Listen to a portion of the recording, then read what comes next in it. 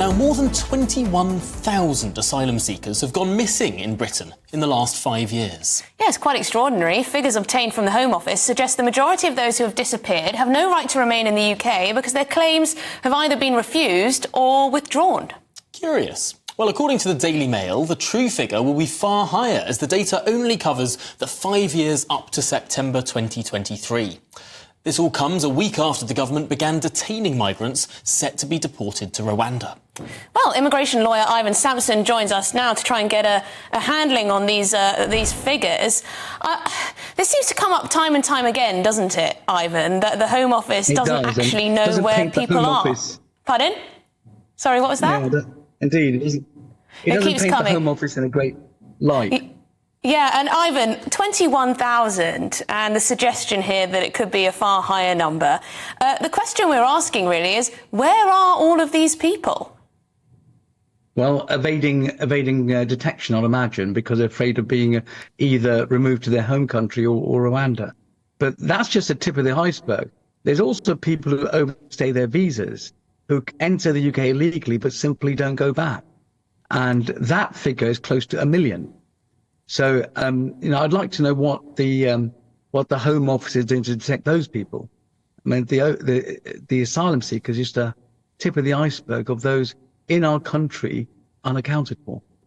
It's really curious that perhaps over 1 million people would be unaccounted for, because anyone who's tried to rent a home or get a payrolled job, you have to show documentation, you have to show passports, you have to prove who you are.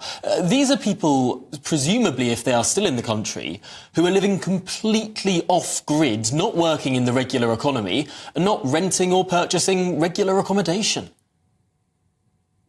Indeed, and also being exploited. So you'll find people living many to a room in cramped situations, maybe one person renting a room, but there's lots of people living there who haven't got legal status. And then they're being exploited in terms of being given low-paid jobs with no protection at all. So I'm afraid the winners are the people that are exploiting these people. Yes, I'm sure you're right, particularly in the gig economy. I know that some of those companies have been questioned about this recently, over whether they are inadvertently, perhaps, hiring people who don't have a right to be in this country, don't have a visa, perhaps are failed asylum seekers and whatnot. So that's a huge issue. But this can't just be Britain. This must be going on across the world, that you have hundreds of thousands, if not millions of people living in countries where the government and its institutions have absolutely no idea that they are. And what kind of risk does that pose potentially? Indeed, I mean, it poses a massive risk.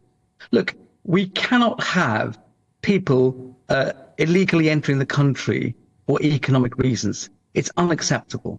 It is not safe for our citizens. It's not a safe control of our borders. And also the whole system of visa entry needs to be looked at. And it's not just small employers. Look, I advised a very large, one of the major construction companies in this country, house builders, who had 40 illegal workers on one of their sites. So it's not just small companies or individuals employing these illegal migrants, or in fact, many of them are visitors, just overstayed. It's also larger companies get foiled. But this was something that they were trying to crack down on, isn't it? This is something that the government has talked about, how they're going to crack down on landlords, rogue landlords, that are renting out their properties to illegal migrants, and also companies that are doing. But I guess this is a slow process, and it's difficult for the Home Office or whoever to get a grip of. We need a reset. I really do believe that. We may need an amnesty. Many people will argue against that. But people have been here... That's going to anger a lot of people, the talk of an amnesty. No. Let me hear you. People who've been here, say, 20 years, who are almost at 20 years, can apply under the rules anyway. So I think we had an amnesty before. It was very successful back in 2004. But what we could do is have a census. Maybe it's time for a census to really get a count of who's in our country. Ivan, we had a census in 2021. That was relatively recent. I want to put to you, though, that the great free market economist Milton Friedman once said the best form of migration is illegal migration. And he was wrong. Because in his view, if you are a legal migrant, well, you can claim all sorts of welfare. Minimum wage legislation applies to you. All of the sort of trappings of the welfare state that were built up are placed on people like that. Whereas if people come illegally to a country, they can work below the minimum wage, they don't take a single penny of taxpayers' money, and it gets around all of these sort of stuttering regulations we've placed on our economy. Yes, in theory, perhaps. Well, look, I'm going to Dubai tomorrow, and I work about 1 week in Dubai every month. And it's a very successful economy built on migration. 90% of people living in Dubai are migrant. Only 10% are locals.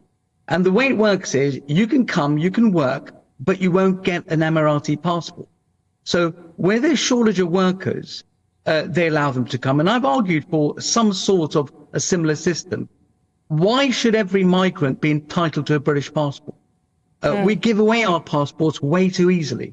In fact, you only have to live here for 5 years and you're entitled to a British passport. Well, I agree with you on that. I agree with you on that. Not so much on the amnesty. I think that would be problematic, and it would be, what's the word? It would be... enticing? It would be enticing, yes, but it would be rewarding bad behaviour in my book. But, Ivan, really great to speak to you. Ivon Sampson, immigration lawyer. Always good to get your view on that. Words, come back to me.